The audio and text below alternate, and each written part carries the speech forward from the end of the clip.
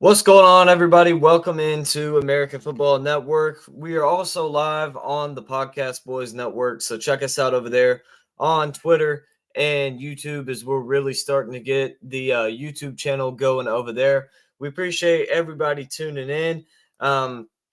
If you're watching this on YouTube, we put it out on YouTube after the live streams on Twitter. Make sure you guys like and subscribe. Also, comment your thoughts and opinions down below. Help me reach on American Football Network. Help us reach our goal of 1,300 subs by the end of February. Also, check out the description where you'll find links to our podcast, website, shop, and Patreon page. Now, let's go ahead and get started with today's video.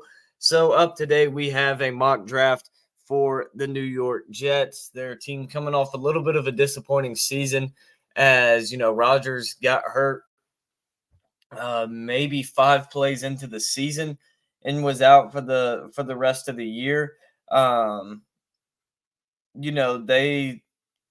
They've just haven't been able to get a quarterback in a while. Went from Sam Darnold, had Zach Wilson, got Aaron Rodgers. Everybody had hope, and then he gets injured, and you're right back to Zach Wilson. So we'll see if Rodgers is able to get healthy and come back, better and stronger next year and be able to. We'll see what we actually get from Aaron Rodgers and the New York Jets. So I'm gonna go ahead and start it as we are gonna be up with the first pick, or the 10th pick. Definitely hoping for one of these offensive tackles to still be here. As I'm looking, I do love Brock Bowers to the Jets, but Talise Fuega is just a much more pick of need / value for the Jets. I think he's a very good offensive tackle. Will be a very good one in the NFL as well. I think he shores up one of your tackle spots, whichever one they decide to throw him in at. And that's something that they really need because they don't have really anybody other than they don't really have anybody out on that offensive line. Becton never really worked out a whole lot, but he's getting better. But you can put Fuega across from him. I just feel like Fuega is going to be an outstanding offensive tackle.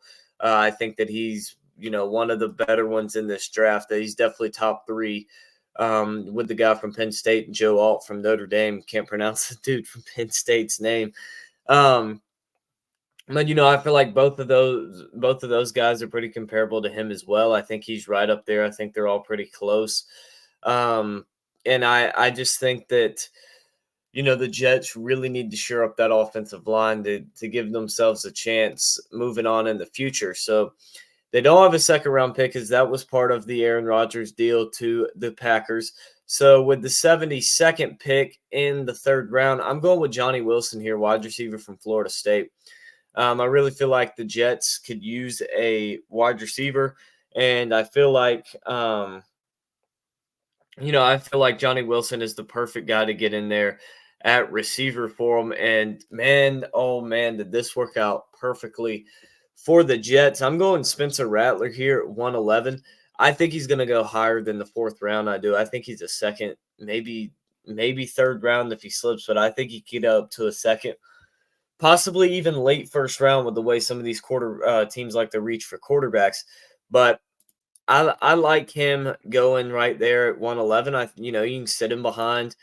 You can let him sit behind Aaron Rodgers and learn from him. We see what Jordan Love's done after sitting under Aaron Rodgers. We see what Rodgers did after sitting under Favre. The Packers have really kind of perfected this over the last 30 years. And I wouldn't be surprised to see if the Jets try it, especially if Rattler's available at 111. You just can't pass up on him right there. So I think that would be a good pick for them to really get another guy in there and kind of start seeing what they can do with him and develop him, because Rodgers is not going to last any more than I would say 2, maybe 3 years, but that's at the most is 3 years. And I don't really see that one. I think this is probably more than likely his last season. And so you're going to need another guy in there. And obviously Zach Wilson has shown this past year and the year before he's not the guy. So getting Spencer Rattler, letting him sit behind letting him sit behind Rodgers would be a good move for the New York Jets there, in my opinion. Now, 113, I'm going with Tyler Davis, defensive lineman out of Clemson. This guy is just a run stuffer, huge up the middle, but he can also get after the passer from that spot, and that's just huge at the NFL level. And get off double teams. He's just a brick wall up there, man. He's impossible to block if he's get going and has some good energy. He's just very difficult to block and hang with. I think that he is going to be a very good defensive lineman in the NFL. A guy I could see kind of being like Dexter Lawrence a little bit, another guy from Clemson. I think that those guys could be very similar at the pro level, and I would love to see Tyler Davis here going to the Jets. Feel like that'd be a good fit for him. Next up, we got Isaiah Adams, guard out of Illinois. I think, again, this is another pick you want to get for the Jets. That offensive line was terrible all season long. So just really patch it up with as much talent as you can. And at 186 to get a guy like Isaiah Adams, that's a good spot to get somebody right there that can come in and, I mean, basically immediately play for you. That's a good pickup there. Now for the Jets, and we have an absolute steal here at 252. I'm going with Kenny Logan Jr. This guy's going to come in immediately and make plays for the Jets. Now, he's going to make some mistakes because he'll be a rookie. Of course, he's going to make some mistakes, but he's going to come in and he's just going to be incredible with just the plays he makes, the stuff he does.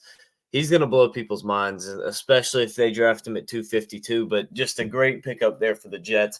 And with the way that this draft class has gone for the Jets so far that I've done, and from what I'm looking at, the way it's going to continue to go, I think the Jets could be contenders for a while with this talent that they get. So I'm going with Caden Wallace at 253 here, offensive tackle from Penn State. Again, another good depth piece on that defensive line. I really like that pickup there from him, and I think that he's a guy who's going to be a decent backup tackle throughout his NFL career. I think he's a guy who can be a decent backup tackle, and just a guy who can make a few nice plays for you. You feel comfortable if obviously you don't necessarily think he's starter potential, but you feel comfortable if somebody were to go down and he's going to be the next man up.